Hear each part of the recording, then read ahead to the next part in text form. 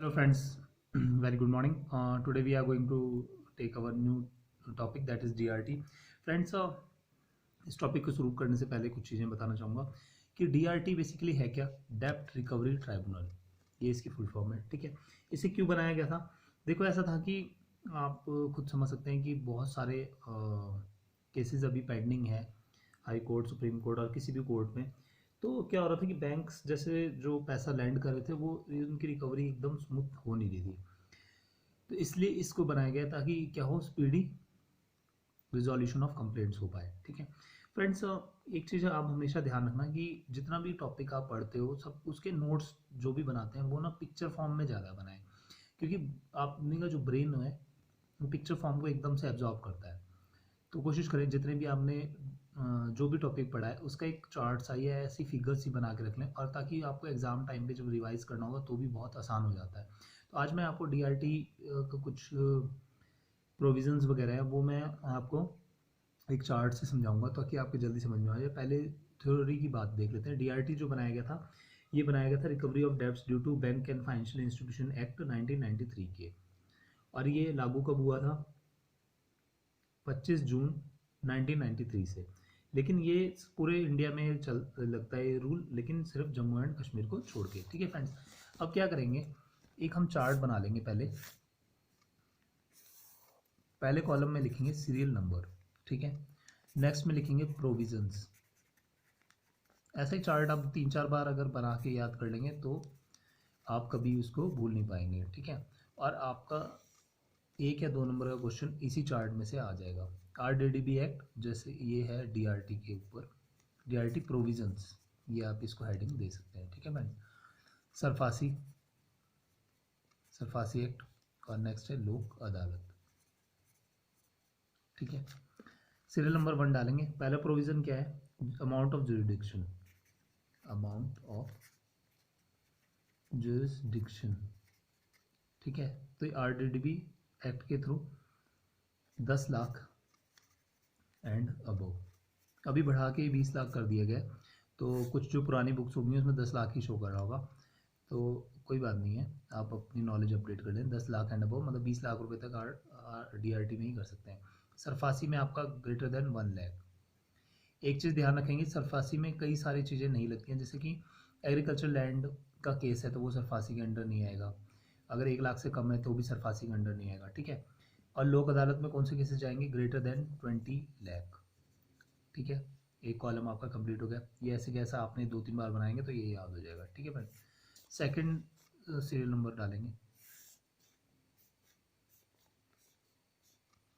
Same ऐसे डब्बा सा बना लें ताकि आपके बिल्कुल ये दिमाग में आपके छप जाए। जैसे कि देखिए, एक एग्जांपल देता हूँ आपको।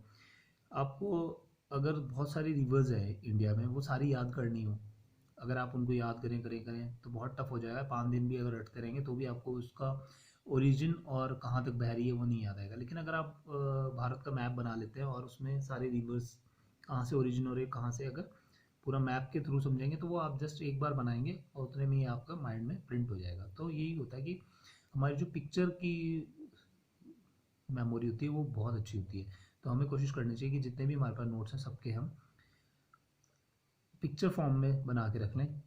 ठीक है, तो अब नेक्स्ट देखते हैं। नेक्स्ट प्रोविजन क्या है? Appeal from DRT to DRAT। DRAT समझते हैं, डेप्ट रिकवरी अपीलेंट ट्राइब्यूनल। जैसे कोई भी अगर DRT में केस है तो वहाँ पे DRT ने जो जुरिडिक्शन दी है या कुछ भी है तो उसकी आप अपील कहाँ कर सकते हैं? DRAT में कर सकते हैं। ठीक है, उसमें क्या होगा? RDDB एक्ट के थ्रू 45 दिन, और लोक अदालत में है आपका होता है 9 सच अपील,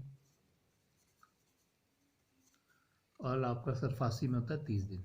मतलब आपको अगर नोटिस आ गया फाइनल सेटलमेंट का तो आप जो है 45 दिन के अंदर अंदर DRT वाले केस में, 30 दिन सरफासी के केस में, और लोक अदालत में तो कोई अपील होती नहीं है। लोक अदालत में बेसिकली क्या होता है कि पहले ही दो पक्ष राजी हो जाते हैं कि हाँ हम जो है इसको सेटल आउट करने के लिए तैयार है।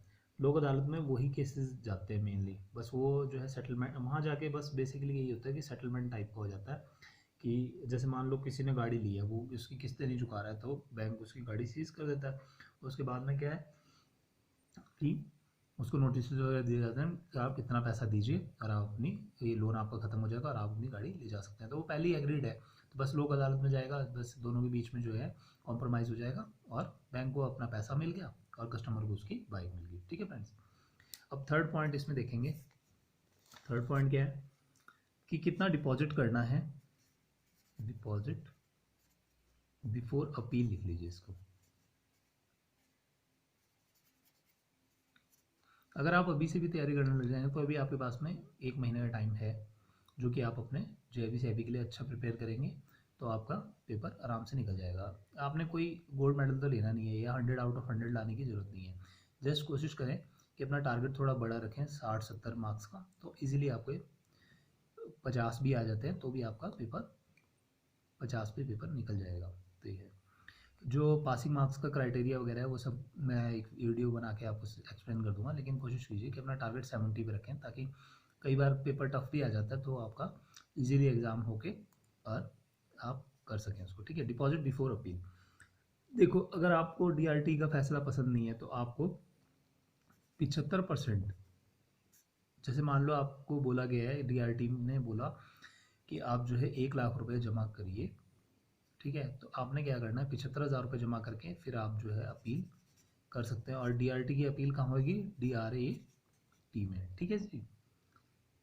इस 75% को डीआरएटी कम भी कर सकता है। जैसे अगर मान लो बहुत ज़्यादा बड़ी अमाउंट है, जैसे 20 लाख का केस है, तो उसमें 75% बहुत ज़्यादा हो जाएगा, तो इसलिए वो कम भी कर सकते हैं। ठीक है।